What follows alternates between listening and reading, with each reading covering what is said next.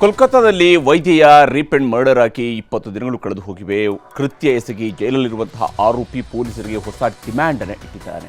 ಇದರ ನಡುವೆ ಮಹಿಳೆಯರನ್ನ ಕಿತ್ತು ತಿನ್ನುವಂತಹ ಕಾಮುಕರಿಗೆ ಕಠಿಣ ಶಿಕ್ಷೆ ಆಗಬೇಕು ಅಂತ ನ್ಯಾಯಾಧೀಶರ ಮುಂದೆ ಪ್ರಧಾನಿ ಮೋದಿ ಕೂಡ ಪ್ರಸ್ತಾಪ ಮಾಡಿದ್ದಾರೆ.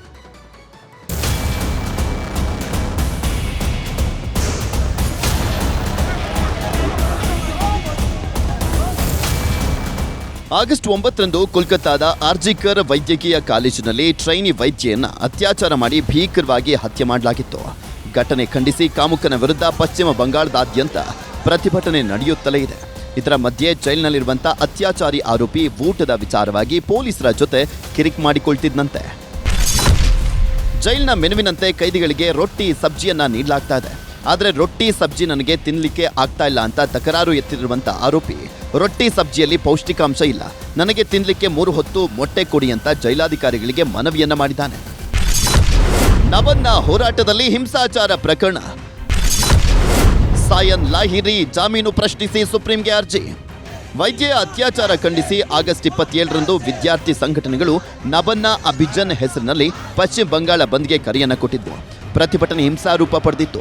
ಈ ವೇಳೆ ಬಂಧನವಾಗಿದ್ದಂಥ ಛತ್ರ ಸಮಾಜದ ಸಾಯನ್ ಲಾಹಿರಿಗೆ ಕೋಲ್ಕತ್ತಾ ಹೈಕೋರ್ಟ್ ಜಾಮೀನನ್ನು ನೀಡಿ ತಕ್ಷಣ ಬಿಡುಗಡೆ ಮಾಡುವಂತೆ ಆದೇಶವನ್ನು ಮಾಡಿತ್ತು. ಆದರೆ ಆಕ್ಷೇಪ ವ್ಯಕ್ತಪಡಿಸಿರುವಂಥ ಪಶ್ಚಿಮ ಬಂಗಾಳ ಸರ್ಕಾರ ಹೈಕೋರ್ಟ್ ಆದೇಶವನ್ನು ಪ್ರಶ್ನಿಸಿ ಸುಪ್ರೀಂ ಕೋರ್ಟ್ಗೆ ಮೇಲ್ಮನವಿ ಅರ್ಜಿಯನ್ನ ಸಲ್ಲಿಸಿದೆ.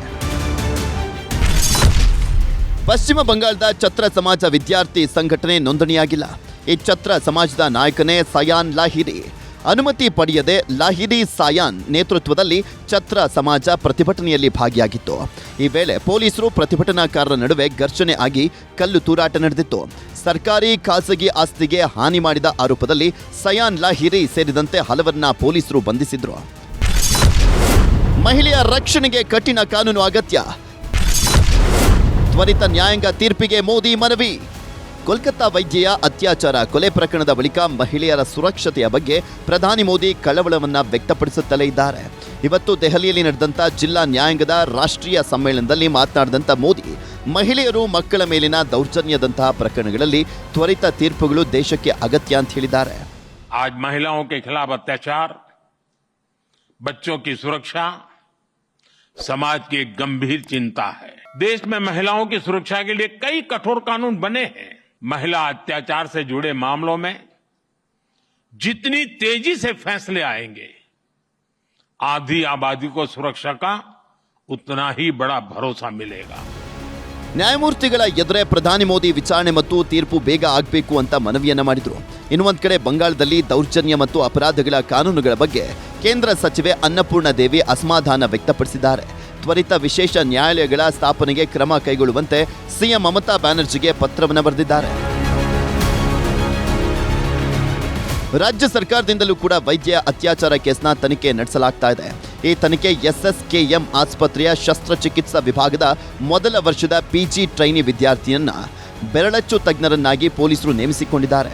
ಇದಕ್ಕೆ ವಿರೋಧ ವ್ಯಕ್ತಪಡಿಸಿರುವಂಥ ಮೆಡಿಕಲ್ ವಿದ್ಯಾರ್ಥಿಗಳು ಫಿಂಗರ್ ಪ್ರಿಂಟ್ ಎಕ್ಸ್ಪರ್ಟ್ ಯಾವಾಗ ಆದ ಎಂದು ಪ್ರಶ್ನಿಸಿ ಆಕ್ರೋಶವನ್ನ ವ್ಯಕ್ತಪಡಿಸಿದ್ದಾರೆ. ಒಟ್ನಲ್ಲಿ ದೀದಿ ಸರ್ಕಾರ ಮಾಡ್ತಾ ಇರುವಂಥ ಎಡವಟ್ಟುಗಳು ತನಿಖೆಯ ಮೇಲೆ ಅನುಮಾನ ಬರುವಂತೆ ಮಾಡ್ತಾ ಇದೆ. Bureau report, news 18. ಕನ್ನಡಿಗರ ಮೆಚ್ಚಿನ ನಿಮ್ಮ ನ್ಯೂಸ್ 18 ಕನ್ನಡ ಈಗ ವಾಟ್ಸ್ಆಪ್ನಲ್ಲಿಯೂ ಲಭ್ಯ. ಕರ್ನಾಟಕ ಮತ್ತು ದೇಶ ವಿದೇಶದ 360 ಡಿಗ್ರಿ ಸುದ್ದಿ ವಿವರವನ್ನ ನೀವು ನಿಮ್ಮ ಕೈ ಬೆರಳುಗಳಲ್ಲಿಯೇ ಪಡೆಯೋದಿಕ್ಕೆ ಈ QR ಕೋಡ್ ಅನ್ನ ಸ್ಕ್ಯಾನ್ ಮಾಡಿ. ನಮ್ಮ ಚಾನೆಲ್ ಅನ್ನ ಫಾಲೋ ಮಾಡಿ, ನೋಟಿಫಿಕೇಶನ್ ಆನ್ ಮಾಡಿ.